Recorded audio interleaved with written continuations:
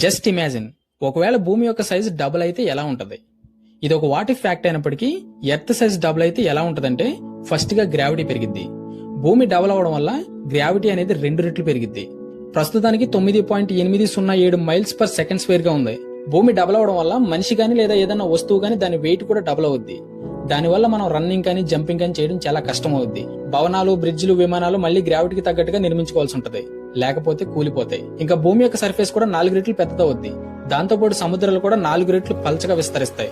దానివల్ల సముద్రాలు చాలా సిటీస్ ని ముంచేస్తాయి. ఢిల్లీ, న్యూయార్క్ లాంటి సిటీలు నీటిలో మునిగిపోతాయి. ఇంకా పర్వతాల విషయానికి వస్తే, ఎవరెస్ట్, హిమాలయ లాంటి పర్వతాలు వాటికి ఉన్న హైట్ కంటే సగం హైట్ కి తగ్గిపోతాయి. అంటే ఇప్పుడు మౌంట్ ఎవరెస్ట్ 8849 మీటర్లు ఉంది. అది సగానికి అంటే 4000 నుంచి 5000 మీటర్లు తగ్గిపోద్ది.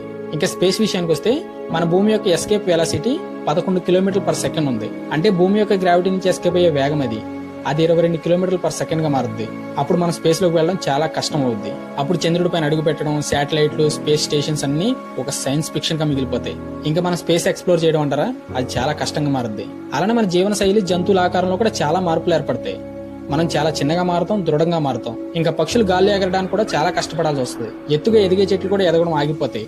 పరిగెత్తే జంతువులు మందగిస్తాయి. వాతావరణంలో చాలా మార్పులు వస్తాయి. భూమి లోపల పొరలు వేడెక్కడం వల్ల అగ్నిపర్వతాలు ఎక్కువగా పేలుతాయి. CO2 అంటే కార్బన్ డైఆక్సైడ్ ఎక్కువగా విడుదలవుద్ది. శ్వాస తీసుకోవడంలో చాలా సమస్యలు ఏర్పడతాయి. ఇంకా భూమి డబుల్ అవడం వల్ల చంద్రుడి యొక్క గ్రావిటీ పెరిగి భూమి వైపు లాగబడతాడు. దానివల్ల సముద్రంలో పెద్ద పెద్ద అలలు ఏర్పడతాయి. ఇంకా భూమి వేగం తగ్గిద్ది, రాత్రి పగల్లో మార్పులు ఏర్పడతాయి. ఇప్పుడు రోజుకి 24 గంటలుంటే అప్పుడు 40 గంటలు అవుద్ది. ఇవన్నీ వింటుంటే అద్భుతంగా, ఆశ్చర్యంగా అనిపిస్తుంది కదా.